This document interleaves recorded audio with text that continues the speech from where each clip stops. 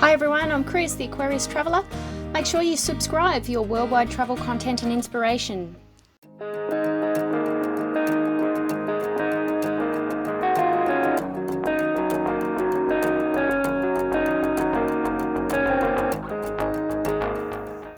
Hi folks, and welcome to part 2 of Carnarvon Gorge. Just to recap, we left you last week exploring the main track of Carnarvon Gorge, concentrating on the Moss Garden and the amphitheatre, and so far walking 9 kilometres today. If you haven't watched last week's video yet, then please find the link in the description below. Or you can also find it in the Queensland Road Trip playlist, along with the other videos from this series. If you're not already subscribed, then please do and hit that notification bell.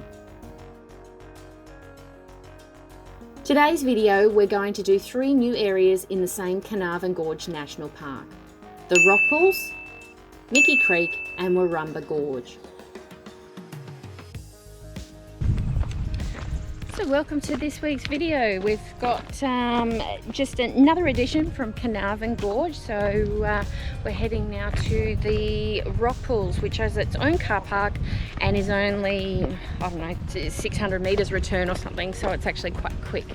After this we're actually going to Mickey Creek and then we will be done for the day. So yeah, so let's go check it out, see what it's like.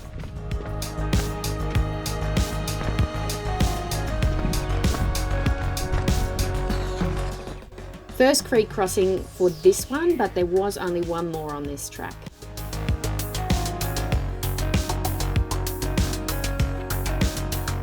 Only a short 600 metre track from its own car park, and people tend to come here for picnics and hang out in the shade. This is the park's only designated swimming area, but expect the waters to be cool and refreshing even in the summer. It was here we were able to get the drone up again and capture that aerial view. This first pool is not the swimming area. You will need to cross the creek for a second time downstream and find the actual rock pools down there. It was just a really nice place to get the drone up.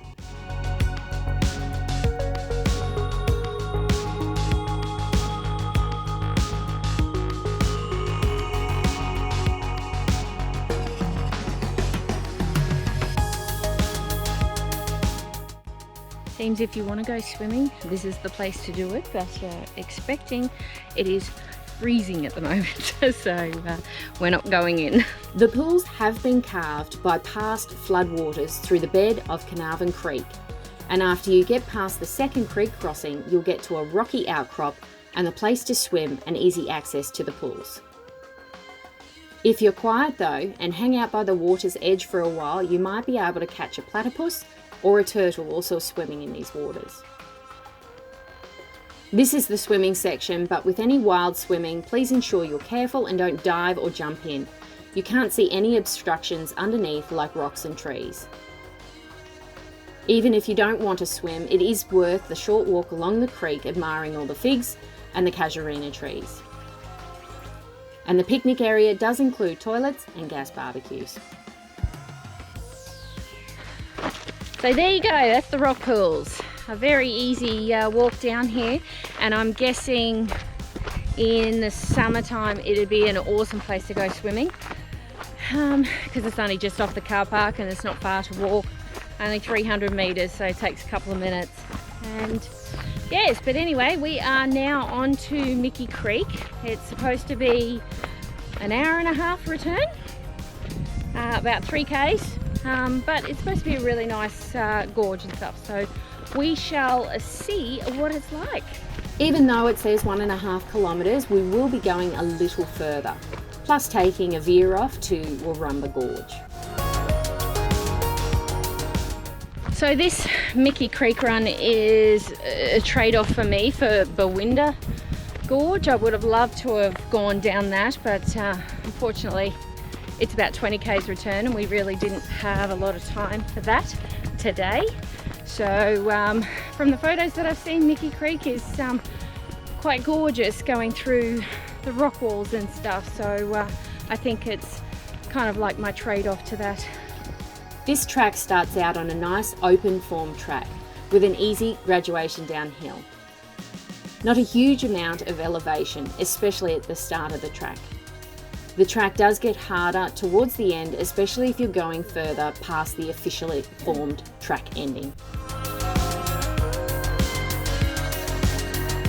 So this is where we get the split in the road. Both Mickey Creek and Warumba start out at the same track, but veer off in two different sections. We decided to head to Warumba Gorge first.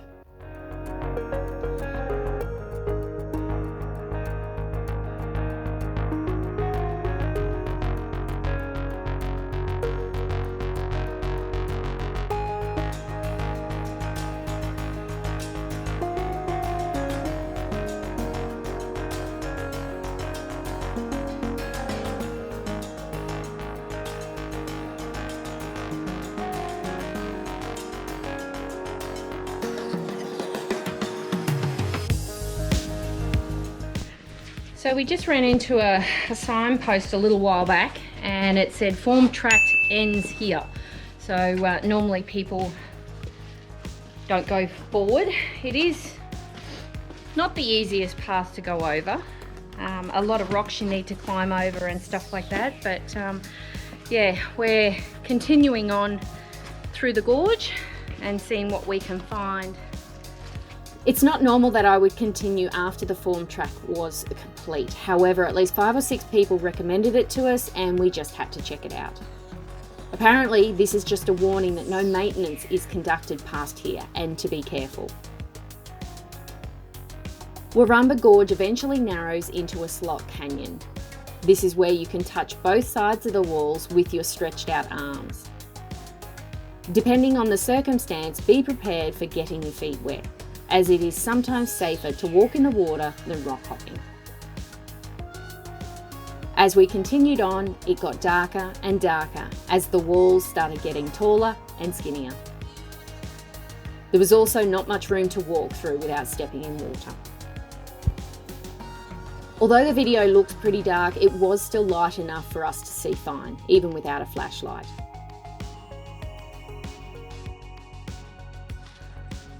Well, I hope it's not too dark here, but I think we've got the end of the gorge here.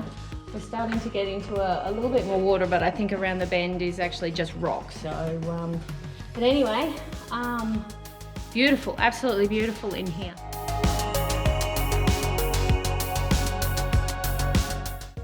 Then we started heading back out again to complete the Mickey Creek track.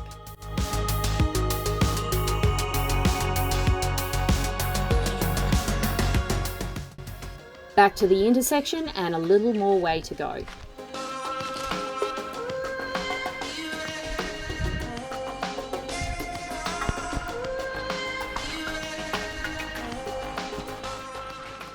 How tired are you, Chris? I'm very tired.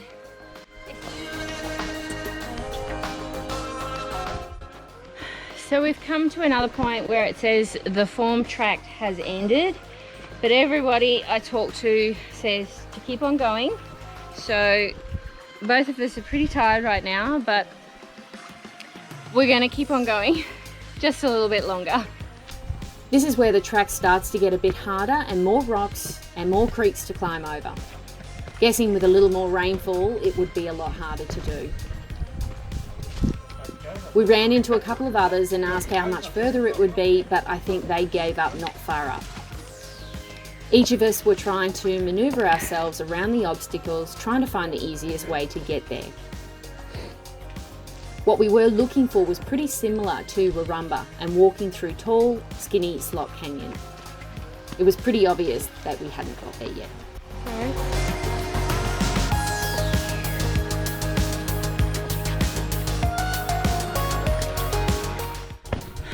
Well, it's getting a little easier to walk on, but I'm still not seeing anything that's hugely better than the Warumba one that we just went to. But everything that you can see behind me, I'm expecting in the wet season, is full of water. It just has water flowing down all the time. So, not sure whether this is just a no-go. Oh, actually.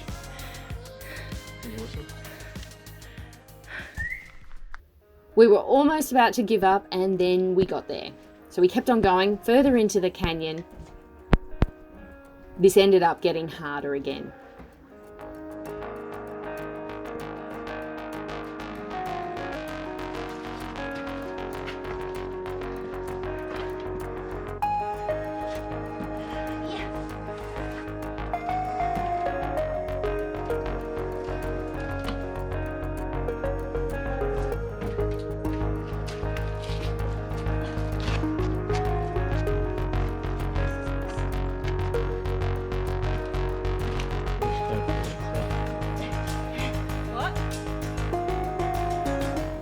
It was at this point it was hard to move again, unless walking in water, and all the rocks seemed to be in our way.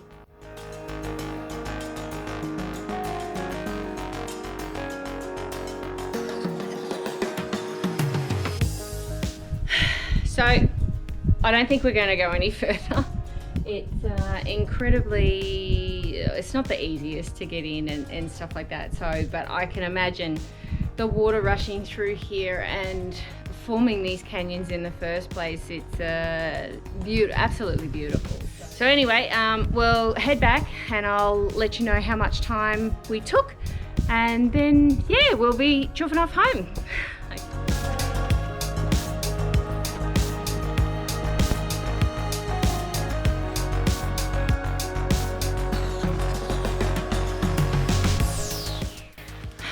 Okay, we are almost back at the car park. So it took us about an hour and 45 minutes to do both Mickey Creek and Warumba Gorge, both going further than the formed track sign. And both were great. I think as a photographer, Warumba is probably better, but it is darker, so it would be something that you'd probably want to bring a tripod or something down.